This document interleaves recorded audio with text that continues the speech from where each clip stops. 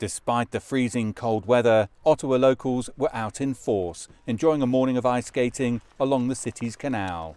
But for most people here and across Canada, the focus is on the impending US tariffs. The US President Donald Trump has threatened a 25% tariff on all Canadian goods, other than oil, which will have a 10% tariff. Trump cites border security as the reason for the tariffs, saying not enough was being done to stop the flow of undocumented migrants and drugs into the US. Allegations Canada denies. The tariffs, due to commence on February the 4th, were paused just hours before they took effect.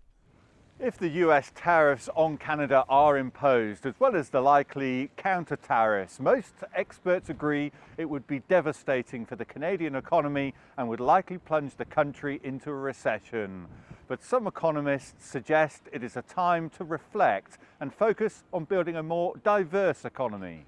As Canadians, we've maybe been a little too lackadaisical in terms of building a country that is resilient, because there are plenty of other countries in the world, in Europe, for example, and in Asia, where they don't particularly have the same attitude with regards to putting up tariffs that the Americans seem to have right now. And if we're able to diversify our business, it'll in some ways insulate us from the sort of craziness that we're dealing with right now.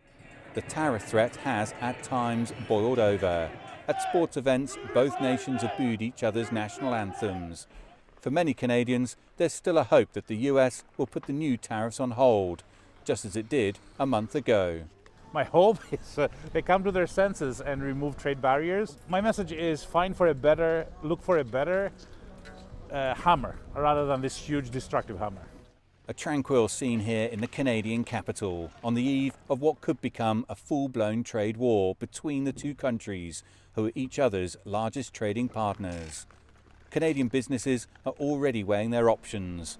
A recent survey by the global accounting firm KPMG shows nearly 90% of Canadian companies are discussing the possibility of shipping their products elsewhere. Dan Williams, CGTN, Ottawa.